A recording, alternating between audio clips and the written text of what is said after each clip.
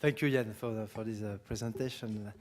I think I will be I will do that very quick because all of you, or almost all of you, know what is EPOD now after these 2 or 3 days of meeting. EPOD, as you know, is the coordinating capacity building approach for communities, for the towns, to implement effective and sustainable strategies at the local level to prevent childhood obesity.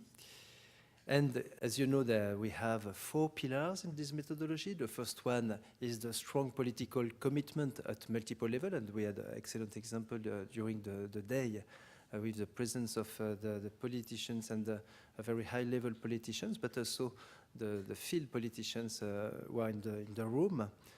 The second one is the sound evidence-based and continuous evaluation, and that could be a weakness for most of our program because it's not so easy to evaluate. It's very difficult in practice, even if the framework is now well known. Third, the support services, including social marketing expertise, and without that, it's impossible to put on the field the actions. And last but not least, the resources, including the public-private partnership, and especially the sustainable resources, because we need sustainable resources. That's not a 1 or 2 years program, but it's a 10 or 20 years program that we need to put on the field. That's a summary.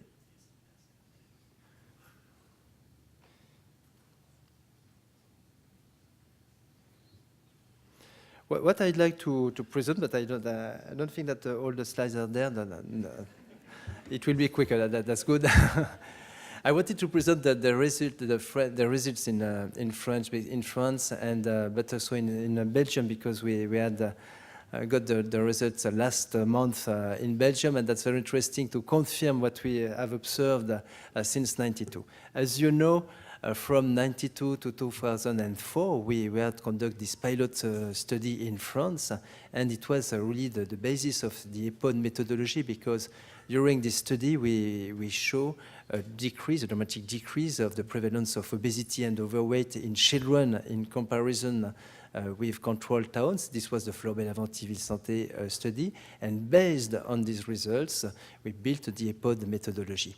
And we applied the EPOD methodology in 10 pilot cities in France from 2004 to now, and it's still running. And the first results that we had in France were in the 10 first pilot cities involving 500,000 people and 24,000 children. And in these 24,000 children, we had almost 10% decrease in the prevalence of overweight and obesity, and it was actually significant. And this confirmed the first results of the Fleury-Mélagranty Ville Santé study. And what was interesting was the shift of the BMI distribution according to what Jaap Seidel told us this morning. The objective is to shift from the right to the left the distribution of BMI, and that's exactly what we observed without an increasing of underweight in this population. And what was also interesting is the gradient of the impact of these interventions on the population, and it has also an impact on the most deprived populations. And the fact that we have a multi-stakeholder approach with a whole of population approach can allow a decrease even with the most deprived population. And the Belgian results were very encouraging because they confirm also the interest maybe of this methodology.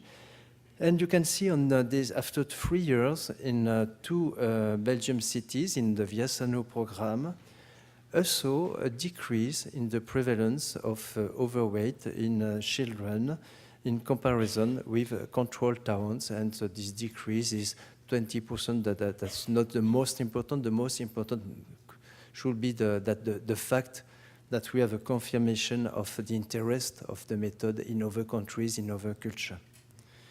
And now, as you know, this methodology is transferable and sustainable. We are still running for 20 years now in France, and 8 or 7 years in Belgium and in Greece also. That's very good and very interesting. And we could add the same scheme with Australia, with OPAL program, or in Mexico with Cinco Passos and all the Mexican programs. And now the EPOD methodology, as you know, is implemented in 8 countries and 500 cities across the globe. And that's very encouraging. And that's why the EPOD International Network was created to support the community-based programs willing to develop sustainable strategies to prevent childhood obesity. And today we have 25 programs here present in 17 countries. And that's very interesting for us because we just launched less than 1 year ago this network. And maybe what are the lessons of this 20 years experience? That the first one is that none of us can do it alone. That's very important. We have to work all together, politicians, scientists, actors, field actors, and private partners, civil society, government institutions. Second, it takes time. To have significant results in the pilot study in Fleurbet and Laventie, it took about 12 years to have the first results. In France, to have significant decrease, it took 4 to 5 years. In Belgium, they are better. It was only 3 years.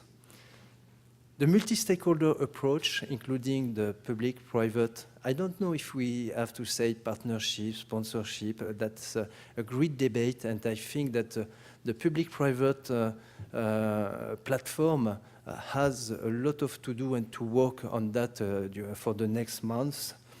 We need sustainable resources. That's clear. That's very clear. And the long-term contracts that we can have with the public and with the private partner are crucial. And the French experience is very interesting with this 20 years partnership with Nestlé, for example, that we have, and it's really a long-term program and investment on the field. The 4 pillars are adapted to different cultures and countries, and the evaluation is crucial, but not so easy to do in practice. The results are encouraging in the European countries, and I hope soon in other countries, and we are waiting for the Australian results from OPAL, because you have a so beautiful framework of evaluation that we need to know what are the results. And we need to share more and to develop this international network, and that's why the EPOD International Network was created, and that's the first meeting, and I'm so happy to see all of you there to help us to go further. Thank you very much.